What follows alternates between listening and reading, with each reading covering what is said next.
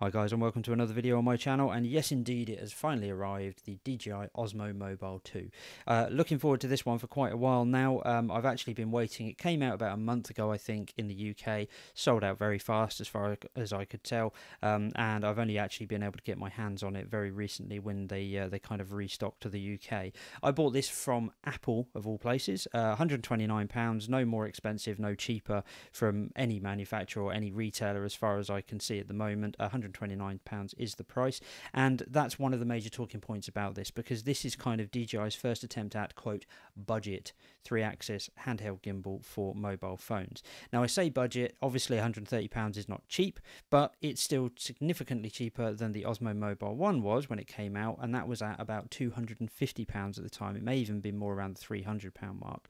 So a significantly cheaper device at £130, and the reason that DJI are doing it is they obviously realised that they could make a product less premium feeling for that kind of price range, and then that would mean that they could compete with the people who have been chiseling away in the bottom end of the market, the likes of Fairtech and Zion with their Smooth Q, Vimbles and things like that, and obviously DJI have said, you know what, we can get in on that. So it will be very interesting to see. The theory is this has all the features of the Osmo Mobile 1 and more, so it's actually not a cutback version of the Osmo Mobile 1, but it's just going to be slightly different in the way that they've actually gone about making it. So let's get into the details of it. So the unboxing is going to form me pushing that out of the way and me pushing this in the way. So that's all you get in the box. You get some instruction manuals, and then you get this rather fetching black EPP, I guess it is, foam. Very, very similar material. If you've ever bought a drone from DJI, the Phantom 4 and the Phantom 4 Pro come in a very large case, very similar to this. So very nice in that respect, very simple, quite bulky, has to be said. If we just take a step back in time, this is what you got with the Osmo Mobile 1, which was literally just a little sort of leatherette pouch, had a couple of pockets in it, and that was very much it. But it would protect it from scratches and scuffs, and obviously it would also mean that it was as thin as it possibly could be in your bag. This is much bulkier. I would say probably a little bit too bulky, in my opinion, for something that's a £129 product. But, you know, each to their own. It does form a purpose, and you would certainly be able to throw that in, say, a suitcase and not have any fear of the guys at baggage handling destroying the thing in there. Personally, I still prefer something similar to this. This is Zion's take on it. This is a much nicer case, in my opinion. It kind of is the size that it needs to be. Very, very good. It's got a carry handle if you wanted that, and that's just a better way of going, in my opinion. But there we go. Anyway, let's now take a look inside this thing. There we go. So not much to speak of, really. You get a little pouch for your micro USB cable. You get a plastic hinge there, as you can see. So this is going to stand the test of time. And then you get the gimbal itself. So very, very basic in that respect of what you actually get.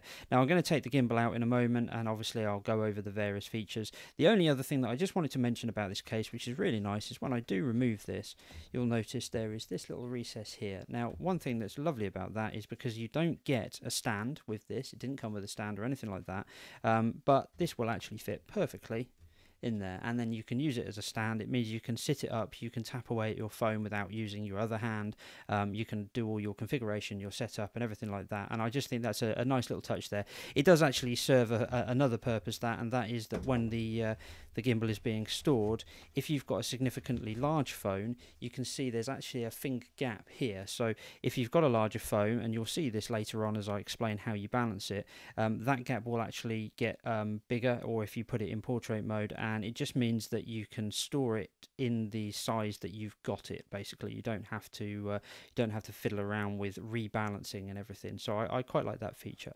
Anyway, that is the box itself. Now what we'll do is we'll take this out and we'll have a look at the gimbal.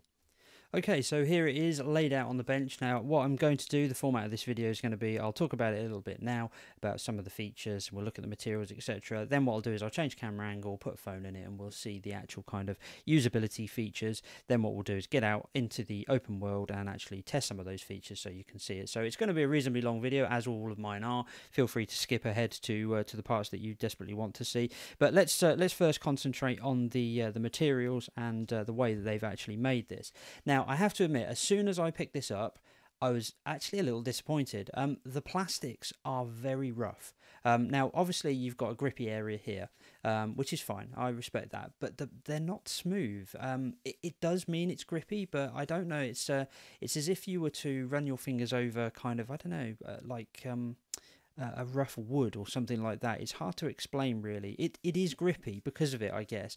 Whether it's more grippy or so, I don't know. But I've handed this to a few people and they've gone ugh, ugh, and it doesn't feel like it sounded. Now, whether that's just a molding thing with me, I haven't seen many people mention that, I have to admit. But I don't know. It just to me, it's a bit of an odd texture all round on the plastic. Now, again, it is all plastic, all of this. So the handle is plastic, the arms are plastic. The only things that are actually metal on this are the knurled knob on the back of it, which we'll go into a bit more detail, and the little tightening screw here on the little doofus that allows you to do various sizes of phones. Other than that, very similar in terms of what you get based on the original Osmo Mobile, but it is a slightly different layout. If we look at the features here, we've got the little slider joystick, we've got your shutter button, we've got a few little LED lights as indicators, we've got a mode button, which is also the power button, we've got the slider switch, which is the zoom and wide angle, and then we've got a little charging port for the micro USB or micro USB charging port, and then on the back you can see there's actually a full-size USB port, and that is designed for power pass-through, so you can actually charge your phone whilst in use. Now, there's a few caveats to that, so we'll talk about that a bit later. And then finally on the bottom we have a 1/4 inch tripod mount, and as you can see, there's no door, there's no way of getting into the battery. So I think it's at this point what I should do is just bring the old Osmo Mobile back in. So this is the Osmo Mobile 1. Now this, when you feel this, is so much more premium feeling. Now, of course, the pricing was, much higher on this, like I say, at least £100 more expensive, if not slightly more at the time, but it's so nice to hold. It just feels just classic DJI quality. You do have plastic, that is plastic, but you do get a nice rubber grip here. You also then get metal. This is all metal, all parts of here are metal. It just feels a lot more premium in your hand. So it's a shame that they've had to cut back so much in terms of the quality of the materials. I don't think it's going to cause any issues in terms of the quality of the machinery inside it and the way that the thing functions, but it is just interesting that they've gone so far away from this. Now, there are a couple of changes that I've already mentioned that are very different from the Osmo Mobile 1. Number one, Osmo Mobile 1, it had replaceable batteries. Now, that's all great. You can open this up and you can get your battery out. You can swap it over and you can have multiple batteries, but batteries cost a lot of money. They still did. Yes, you could buy external chargers and things like that for them and have lots of them on the go, but the major problem was the battery life was really, really poor on this. It was about 2 hours, I think, I got out of one battery. This thing, in theory, will do 15 hours on that internal battery, and that is a critical factor because you are going to get through a lot more phones in terms of battery filming with this than you are the actual device itself. This thing, ironically, would probably run out about the same sort of time as my phone would if I was filming continuously in certainly 1080p. So interesting. It never really was a major problem with this because of that factor. There was no power pass through on the Osmo Mobile 1, so I couldn't charge my phone whilst using it, but again, later on in this video you'll see why that's a bit clunky anyway to do. So just interesting in the way they've done it. Now, the other thing that they've removed is the side mount. So this was the original Osmo, not Osmo Mobile, mounting bracket. So there's plenty of things that you can buy from DJI. This one, for example, is the only way that I could actually mount this to a tripod, which was clunky as hell because, as you can see, I mean, I'm using Joby mounts here, but I've got this on the side of it, and then that goes into a GoPro mount, which can then be put on a tripod, but it means that it would never be mounted on the base. It would never be stood up fully in the right way. It was very, very awkward to use. So really nice that they've gone the route of actually doing this with the 1/4 inch tripod thread. But again, I feel they could have made replaceable batteries and done that had they spent a bit more money. Who knows? Maybe they'll come up with an Osmo Mobile Pro or something like that. Knowing DJI, it's highly likely. But anyway, that's the major differences. Now, you also lose the trigger. So this was the little locking trigger that would actually, when you hold it, it would lock the camera wherever you're pointed at, and then you just release it and it would go back. That's a shame. That was a really nice feature, actually. That's something that I think a lot of people are going to be a bit frustrated about having. You do have this feature on the Osmo Mobile 2. It's just a button push, so it's just, it doesn't have that kind of on-off feel. It's a click and a click again to release. Now, the other thing which is so much nicer than it was on the Mobile 1 is they've done away with this stupid proprietary charging port. So this is like a 3.5mm jack. I think I've got the charger lying around here somewhere. I think it's in the bag. Where is it? There we go. So this was the charging cable, completely proprietary, 3.5mm jack. Nothing different about that, but it was just, you know, weird. Why do that and not have micro USB at a time when micro USB was more than available? So if you lose that cable, it's a pain. You've either got to make your own one, or it's very difficult to actually source a replacement from anywhere other than DJI. So nice to see that they've got away with that for you know, for the Osmo Mobile 2. Other than that, literally the only other thing that's worth mentioning is the little sensor. There we go. So there's a little light sensor here. Now that was designed to mean that you couldn't actually turn this device on without a phone in it. So if you do, it'll glitch out all over the place. This would prevent that from happening. So they've decided to remove that. That's not actually on the Osmo Mobile 2. So they are really the major differences between the two. So just going back to this, again, it's really not an issue that it's made out of plastic. If you drop it, it will probably damage quicker. There's no denying that. It still feels quality, don't get me wrong. It still feels like a good chunky device, and because it's made out of plastic, it is lighter in weight as well. So, you know, there are a few plus points to it, but that's the overall kind of build on it. Now, the other things that we want to look at is, you know, how you mount your phone.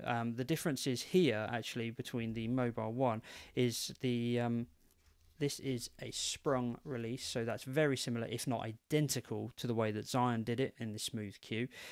So you put your phone in there and it's spring, whereas with the Osmo Mobile 2, it was done with this knurled knob on the back, where you would screw it in and out.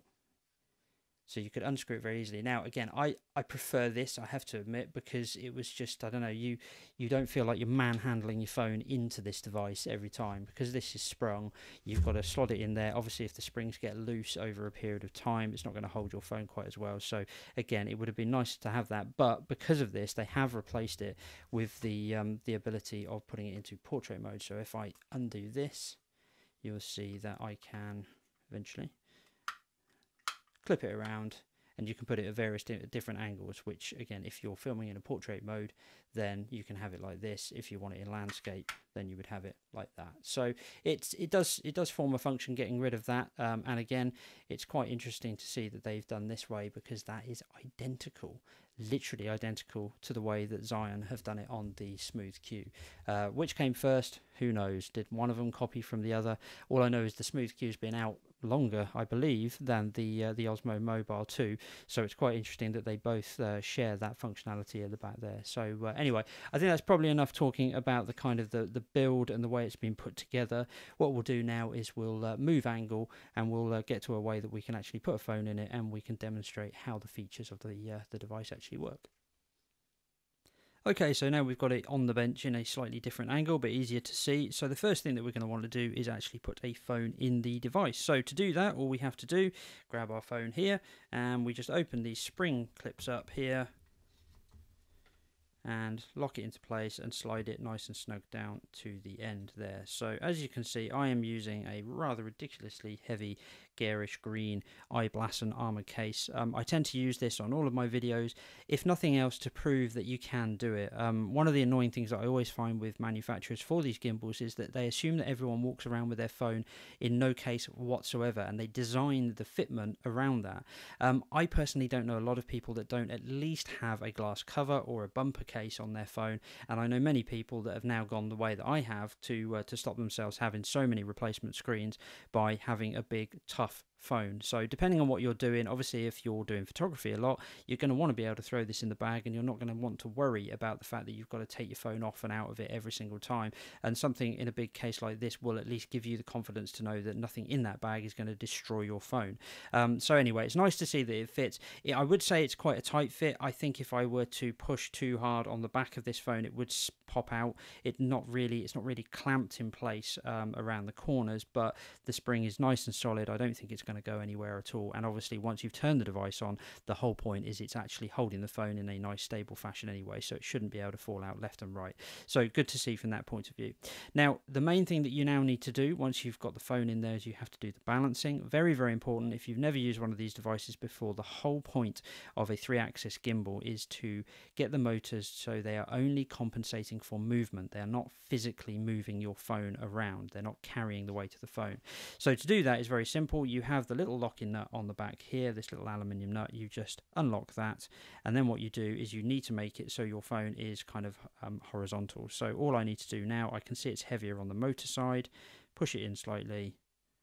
Still, if we waggle that about, still a little bit further I think needed there. Tiny amount more. Again, give it a waggle.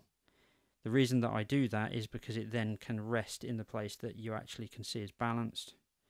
So that should be pretty much perfect. So once you're happy with it, you just tighten up that nut and then you are done. And obviously if you're using the same phone all the time, you can just leave it in that setting, and that should be absolutely fine. So now you've done the balancing, you should be able to be in a position to turn the gimbal on, which we'll do now, and then we'll just take a look at the modes that it comes in and the options that you've got, and then we'll move on into the app and see what features there are. Okay, so now we're all balanced up, we are ready to turn the device on. Now to do that, all we have to do is hit the M button, hold that down for a bit, you'll see the lights on the front come on here. You get a little power indicator and the battery indicator as well. So I've got 3 bars of battery. The app does give you a full percentage of how much battery you've got for phone and for gimbal, which is nice. And obviously we'll see that in a bit. But anyway, that is now turned on and it is stabilized. So you can see now, if I now move the phone around, we get a very, very nice, smooth, stabilized device. So I can spin my wrist to the left and the right, so you get a nice motion there. And then I can also push my wrist forward and it will look down, and I can push my wrist back and it will look up. Now it's an interesting point here that it comes in this mode. So when you turn it on, it will always be in this kind of this free mode. So that is to say that you can look down. Now that's something that a lot of the other manufacturers do not do. They tend to do it in a way that when you turn the device on, so Zion and Fairtech for example, as soon as you turn the device on, it's in a horizon lock mode. So that is that the phone will always be pointing with a nice flat horizon. You can look left, you can look right, there's no problem there. But if you wanted to look down, so if you wanted to go to the edge of a bridge, as I always tend to use as an example, and you wanted to see what's under that bridge, in mode 1, the one that you actually turn the gimbal on in, you wouldn't be able to do that. DJI do it differently. They have this single mode, and this tends to be the only mode that you'll be using on the majority of the time. So you would be able to walk up to that and you'd be able to look down. Now the only thing to bear in mind with that is that you have to remember to keep your wrist very, very stable if you want a nice locked horizon. Otherwise you can easily find yourself walking along and then you'll just move your wrist slightly and you'll find that actually you're now looking more at the ground than you are at the sky. So depending on what you're shooting, obviously you get used to it very, very quickly, but it is worth noting that that's the way that DJI do it. Now with the Osmo Mobile 1, what was really nice is it had the trigger press. It had the little button on the back here with your finger where if you wanted to, you could lock the camera. So if you were, let's say, you know, you're wanting to have a nice locked horizon, you wouldn't want to have the ability of moving your wrist forward and it looking down. And what you would do is you'd press that or press and hold that trigger and it would say, right, wherever the phone is pointing, I will keep that phone pointing there. Now, you can still do it on the Osmo Mobile 2, but the way you do it is you tap the mode button once. So let's say I wanted to look right at the back of this down at the box there. I would say, right, tap there. And now, as you can see, it doesn't matter what I do. I can move a full wrist motion, I can look up, I can look down. My phone will always be looking at that point in space. So if you wanted to do a long walk and have it fixed on an object that you're walking towards, that's the way you would do it. Now that's fine, it works absolutely fine, no problem. The only problem with it is that you don't have that freedom of having the little push. So I could do that and then say, right, okay, I'm done with this, do that button, and then it would come out of it and go back into its normal mode. Now the one thing with that is that it would come back into that normal mode, but it would stay pointed at that location. So for example here, let's see, so I have this in a full kind of axis, so the gimbal is currently pointing in that direction, but the camera is pointing in that direction. If I now go back into the normal mode, so I tap once, you can see that I can still now look down and up, but my phone is not pointing forwards where I am. So to get it back into position, all you have to do is you just double tap the mode button, tap tap, camera swings around, and it now says, right, okay, I'm going to face forward, and again you've gone into that single mode. Nothing really wrong with it. Again, you very much get used to this with these gimbals. You just get a feel for what you can and can't do. I personally have got quite used to the way that Zion and Fairtech do it. I personally would like to have that as an option with these modes, so I would have a fixed horizon as an option. I can come out of it, but again, the more you use it, if you're using it on a regular basis, you'll get used to it, and both of them are definitely usable. That is a real shame though, to lose that trigger, and I think a lot of people who have had the Mobile 1 are disappointed to lose that trigger, because it is a really nice way of doing it rather than having that button push. But it's a minor thing, you'll get used to it. I don't really see a major problem with that. So now let's move on to the DJI Go app. This hasn't changed particularly since the Osmo Mobile 1. A couple of new features for the Osmo Mobile 2, but I'll go into that now and we can take a look around those features. Okay, so let's head into the DJI Go app. Interesting to see that DJI is still using the DJI Go app. So this is actually, if we scroll back here, the legacy one for the old Phantom 3s and the Inspire 1 and the old Matrice. But they also have all of the Osmo units in there as well. So obviously we want Osmo Mobile 2. Connected device. Now your device will be pumping out a Bluetooth signal. It should automatically connect. I had no problems with it on the iPhone. Did have a little struggle on the Android, but I suspect it was because it had been paired to the iPhone before that. So as soon as I turned it on, it was actually connecting to the iPhone. So you had to basically forget the device on the iPhone, move over to the Android device. Now, when it comes to Android, it's very, very important that you adhere to this as well, is that there are features within this that you're going to want to use that the Android currently doesn't do. So I strongly advise, if you're an Android user, whether it be a brand spanking new Samsung Galaxy S9 or anything like that, then basically go and download the manual and have a look at it, because for example, you cannot do manual adjustment of white balance, ISO or anything like that in Android currently. It does not control the camera. Now that can be an absolute showstopper for many people, and if you're doing things like motion time lapses, anything like that, then you really want to be able to adjust that. So iOS users, you're absolutely fine. They've obviously developed this more around iOS at the moment than they have on Android, but very, very, very worthwhile before you buy it, going to the DJI store, download that mobile Osmo Mobile 2 PDF, the user guide, and it will tell you which is supported and which isn't when you go down those options. So just bear that in mind. So obviously I'm using iOS, so we're lucky in that respect that we've got all the features available. So let's have a look around the app itself. So top left hand corner, we've got the mode. So that's going to be the photo mode or video mode. Currently I've got it in video mode. Underneath that you have the various modes that we've got. Now I'm going to come back to that in a moment because that's where all the features are. Below that you've got a shutter button, as you can see there, and underneath that we have got the little flip camera mode. Now you can also do that by triple tapping on the actual mode button. So if I go 1, 2, 3, in theory that will then flip over. There we go, and a lovely shot of all the mess in the background. There we go, and we'll switch back into the front mode. So we've now got underneath that the play button that just gets you into the library. Worth bearing in mind that it saves into its own library, so certainly on the iPhone it saves into a DJI specific library where you then go into it and you have to save it to your camera roll, so you can't see the output in your camera roll instantaneously. To the right of that we've got this little yellow indicator. That means at the moment we can do manual spot kind of exposure. So as you can see here, if I'm tapping on the screen, it will expose based on the amount of light on each area, and I can also hold and drag it myself to manually adjust that. Now that's the same in Android as well, so you can at least do that. Now if you then tap on it again, it takes it out of that, and this is the tracking mode. So this is the active track for DJI.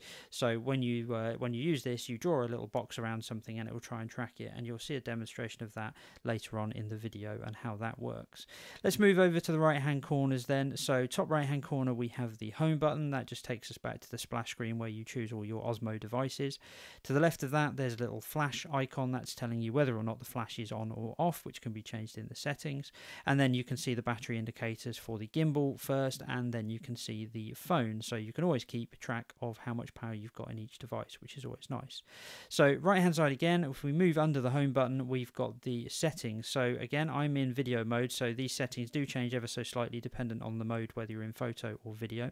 So starting here we can choose our video resolution. If I just go into that, you can see we have all of the resolutions available. I have an iPhone 7. I can film in 4K 30 frames per second maximum. It will allow me to do that, and I believe on the newer phones that can do 60 frames a second, it will allow you to do that. So it's nice to see the Tech app, for example. Even with this phone, I could only film in 1080p through the app, which was a little bit ridiculous. So good to see that DJI can open up all the phone's potential. Let's go back into that now. So underneath that we have beauty effects. Now this kind of does I guess it's kind of a vibrant setting. When you turn it on, it will actually say you can only film in 720. So it's obviously doing some kind of digital kind of not resolution changing, but color correction, I guess, is the best way for it. So you can put it in normal, brighten, or darken. So it will actually kind of render it whilst it's filming. Personally, I would say don't bother. I might do a couple of tests with it. I can't see why I would be using that. So let's just see under that. So this is where the manual adjustment is. So if I turn this on, manual adjustment, you can see at the top now we've got auto on all of them, but I could change the white balance, so I could hit the little drop down and I could actually change the white balance if I wanted to, from auto to something different. I can do the shutter, I can do the ISO as well. So really nice that you can do that. Again, if you're doing motion time lapses and things like that, you don't necessarily want it to be auto correcting these things whilst you're moving. I've used all auto, and all the video footage that you see at the moment I've been using auto, but you can get a lot better results if you actually do some planning and if you actually change these. So if you are a non-iOS user, that at the moment that feature is not available to you, and that really could be a bit of a showstopper in my opinion for some people if they're looking to use this for anything more than a bit of fun. So let's go back into that. I'm going to take manual adjustment off for the moment. We can adjust the white balance. I believe that is available for people who are on Android. Again, check the manual for that. But this gives us various different presets based on the lighting that you're under, or you can just go into custom, and then if you go to custom, you can change the various Kelvin readings for that, so you can have it as a fixed white balance. And again, that might be enough for a time lapse for you to be able to manually adjust that. So let's go into this again. I'm just going to take that back on to auto, and now underneath that we've got grid. So that just allows you to put a grid over the thing you're filming, see whether the horizon's straight, which is quite nice. And then you can choose whether or not you want to have the flash on. So if you're filming video indoors, obviously you're probably going to want a bit of light, and you might choose to have that on there. So they are the basic settings there. Underneath this we have the kind of the gimbal mode that it's currently in. So the two things here we've got, I'll actually just turn that off for the moment, we've got the scene mode. Now walk mode means that basically as you're moving around, the gimbal will adjust and move quite slowly. It's not expecting sharp movements. If you go into sport mode, it's much more snappy, so you can film things moving around. If you were, say, filming motocrossing or go-karts, then you would need to be able to rotate around and the motors be able to catch up. So if you put it in sport mode, it will do a much better job at that if you're filming fast-moving items. So I'm going to leave it in walk mode for the moment. Let's just go back into that one there. There we go. And then we've got pitch lock. Now, I mentioned earlier that usually with, say, Zion and Tech, they come with a setting whereby when you turn the gimbal on, you will go into a mode that always has a fixed horizon. Now, this is optional. You can actually lock that. So if I were to do this, I would basically fix my horizon. I would then go into the settings, say pitch lock on, and that would mean that I could no longer look down with the gimbal. So it will always stay facing forward. It will always hold its horizon.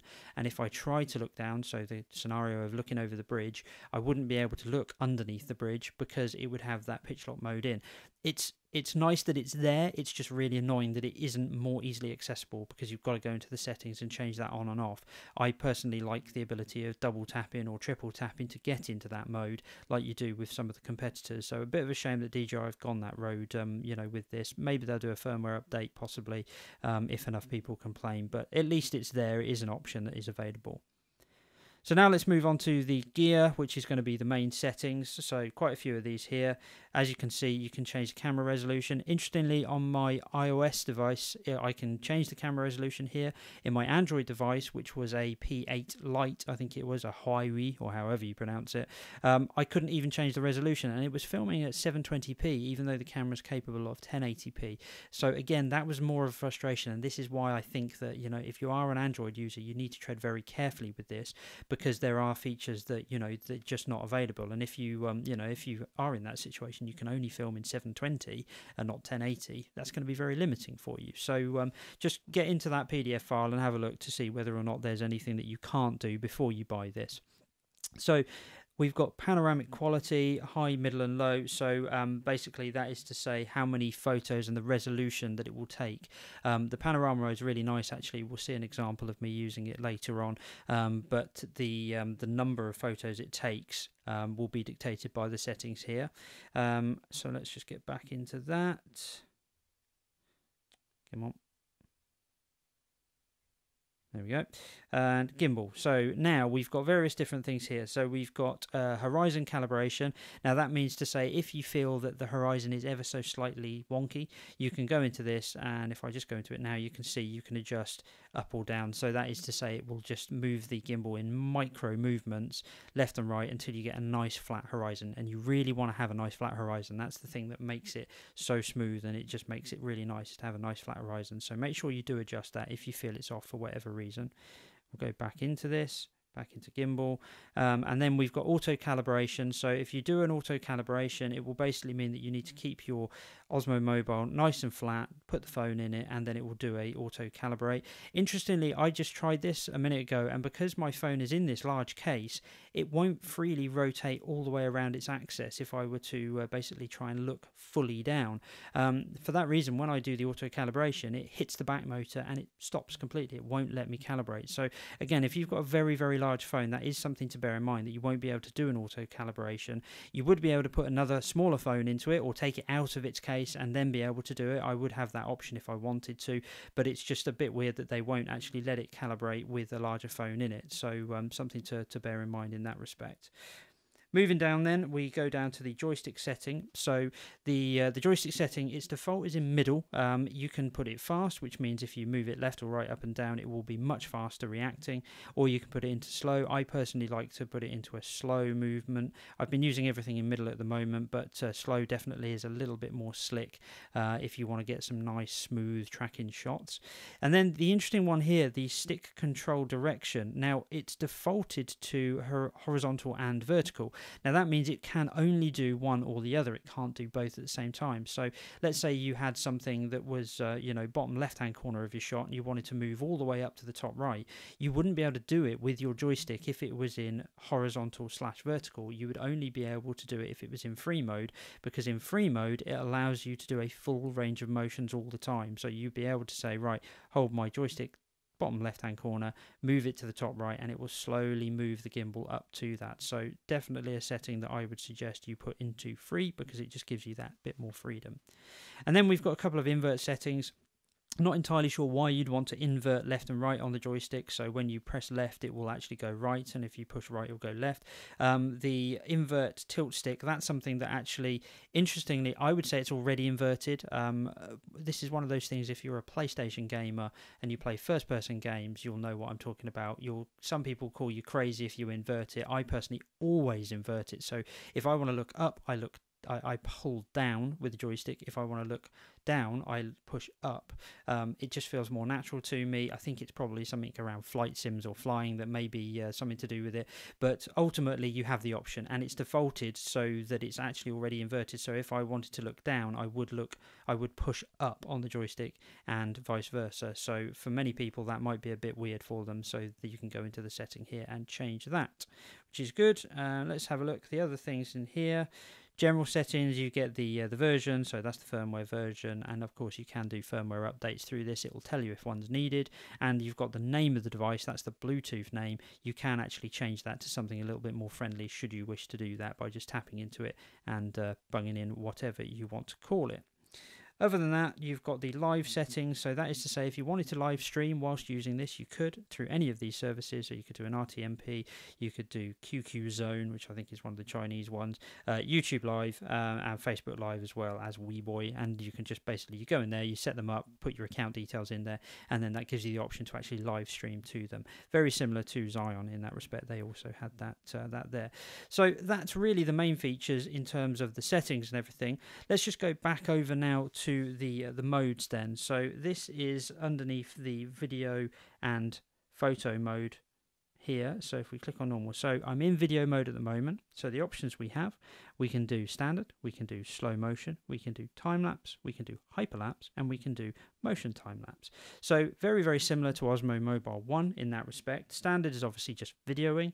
We've got slow motion, which will put it into a slightly, I believe it's using the higher frames per second on that. I need to do a bit of testing with that. Time lapse is where you would just literally point the camera at a fixed place and it will just keep the camera nice and steady and stable, and then you would have the option, if we just go into it, you can choose whether you want to time lapse for one shot every half second, 1 second, all the way up to, I think it's about, actually it goes all the way up to every 30, even higher. So yeah, so you can do a really, really, really long, so that would be one photo every 60 seconds. So if you're doing something really long, then you would use that. I don't think you're going to want to, because your battery will die very quickly if you're leaving it out for that amount of time turned on. But this is just a kind of usual time-lapse setup where basically you decide you want to dictate how long the time-lapse is going to be, so the output result is going to be dictated by how long it is. So if I choose one photo every 1 second, then I'm going to say I'm going to do that for 10 minutes, and it's going to tell me that that will give me 20 seconds video. So the output will be 20 seconds long. So if I were to choose, for example, 4 seconds, and then I said I want to film it for an hour, then I'll get 30 seconds of video. If I go down to half a second, then I'll get 4 minutes of video. So you decide how long you want your final video to be, and then you play around with the settings to decide on what you want to do with that. Now that's going to be the same for the rest of these, really, in that respect. So you've got time lapse, hyperlapse, and motion lapse. So let's just go into hyperlapse. So hyperlapse is one of the newer features. This did not come with the Osmo Mobile 1. Hyperlapse is kind of like a time lapse, but it factors in movement. So the idea is that you're doing a time lapse, but you're moving whilst doing it. So it uses the stabilization. Now, I'm not entirely sure how it goes about doing it, whether it's just using a time lapse feature, but with movement. But it's quite an interesting effect. And again, we'll take a look at some of those a bit later on how we do it. The setup, as you can see, is bordering on identical, if not completely identical, to the time-lapse settings. You just choose the various the various settings as per the time-lapse, how long you want your video to be outputted for. So if you're doing movement yourself and you're going to be walking, you need to bear in mind that you need to keep walking for that amount of time. So you'd have to be moving for an hour with this device in your hand, to get a 4-minute video at this setting. So that's something that's going to be good fun to play around with. And then we get down to motion time lapse. Now this was something that I really loved about the Osmo Mobile 1. Motion time lapse, where you choose up to 5 different locations. So what you do is you say, right, I want to start, let's say, down here, and then you choose there, and then you want to start here.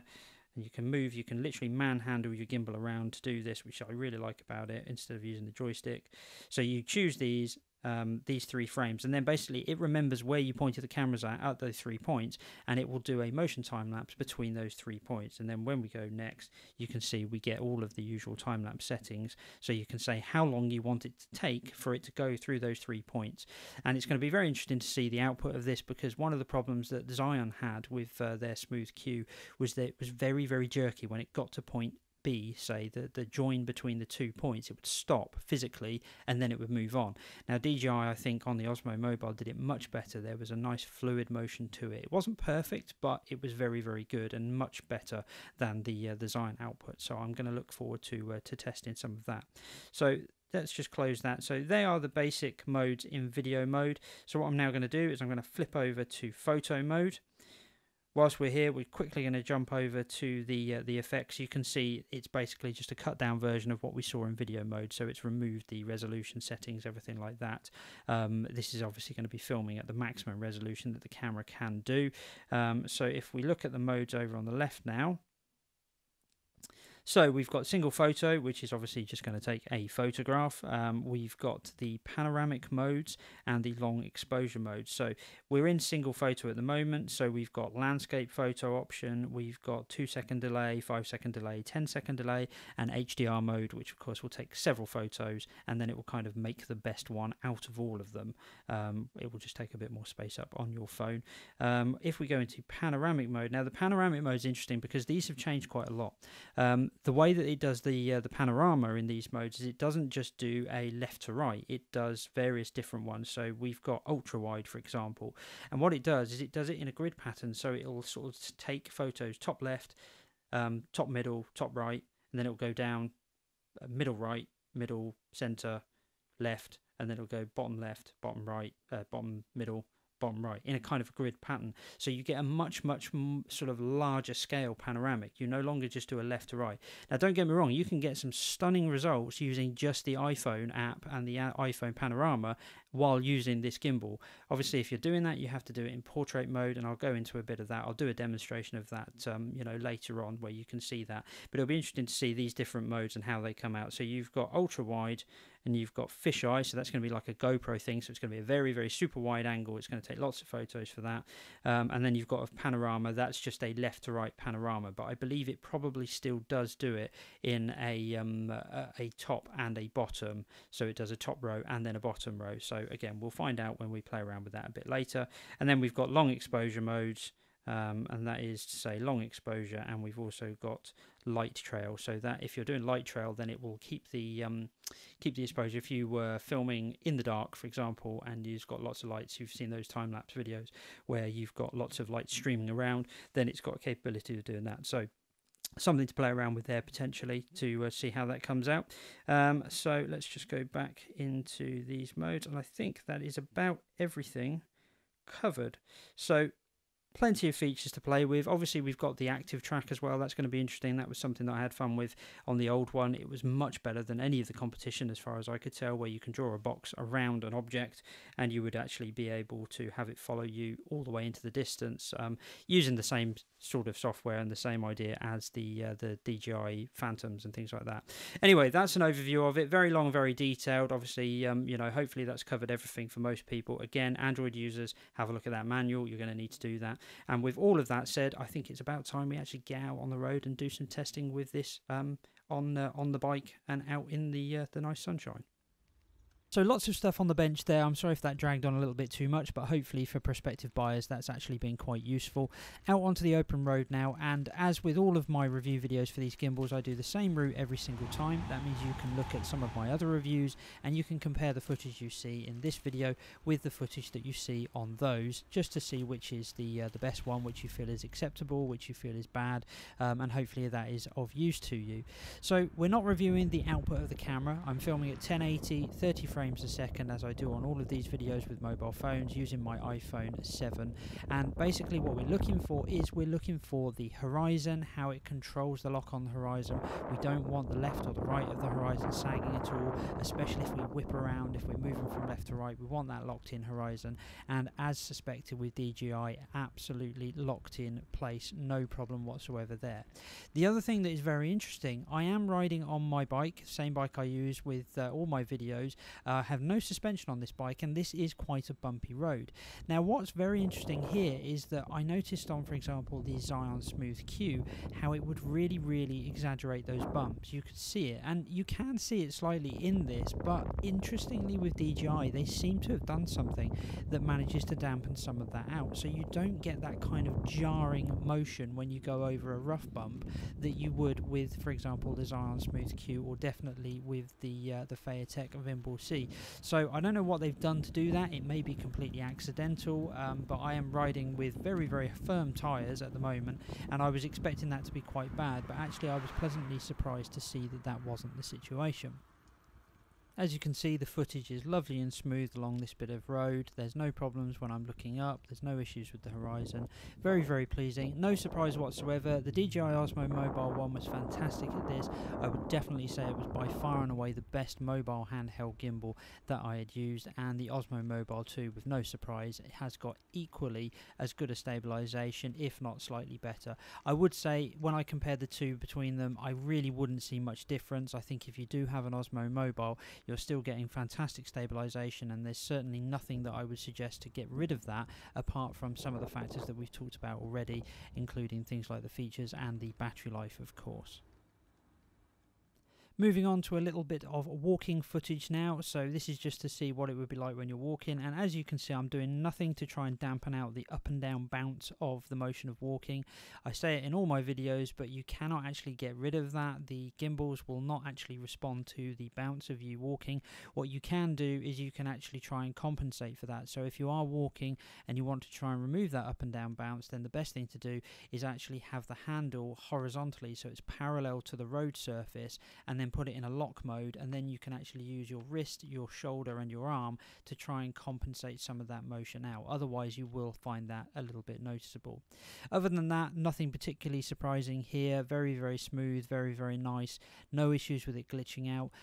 This was a fairly unwindy day, so there wasn't a lot of wind pushing against the gimbal. It is something that you have to think about when considering a mobile gimbal, because your mobile phone is acting as a giant sail. So large amounts of wind will obviously affect your audio massively, but it will also mean that it will push against the gimbal. Now what I'm doing here is I'm about to put it into lock mode, so I'm going to actually point it at this green building, put it into lock mode. That's the equivalent of pressing the mode button once. Now that's also the equivalent on the Osmo Mobile 1 of holding down the trigger. Now what I'm doing is I'm actually moving my hand all over the place to see whether or not it will actually phase the camera. As you can see, I've moved it to the far extremes of what the gimbal can do, and it copes absolutely fine. Now we're moving on to the face tracking. This is the bit where my ugly mug gets on camera and looks like a complete idiot walking around. So what I've done here is I've drawn a little image around my face using the active tracking, and then the gimbal will try and keep hold of that. Now, being that there's some grey in the background, being that I've got glasses on, I'm not focused on my shirt or my shirt colour. I've actually drawn this around my face, and as with the Osmo Mobile 1, this gimbal deals with it very well. It has no problem in tracking my face, even though I am quite well shadowed, even though that my eyes are kind of shadowed by my cap as well. It follows quickly, and I have no doubts that you could use this for video blogging, anything where you're, up to probably the best part of about 20 feet away. It seems to cope quite well. The only thing you do need to bear in mind is the lighting. Now what I'm trying to do is the classic fool it, and as you can see here, if I put my hands over my face, it does actually manage to fool it. It throws it out and it does give an error. It does take a little bit of time to work out what's going on, but all you need to do if you do lose it is to just put yourself back in that position. Then it will realise what's happened and it will actually grab hold of your face and continue to track. So here we're just demonstrating what the active track actually looks like through the app. As you can see, you simply just put it in active track mode, you draw a green box around the object you want to track, and then the Osmo Mobile will try and work out via the software what is still that object. Obviously, side view of this bike is absolutely no problem. It's got very distinctive features, colours, and there's some good lighting on it. But as you can see here, as soon as I move towards it, it doesn't recognise the front-facing view of it because it's the wrong size, and that's where it drops out. So now we move on to one of my favourite features on any of these mobile gimbals, which is the motion time-lapse. Not a massive change in terms of the way it happens with DJI Osmo or Osmo Mobile 2, and it does it very well.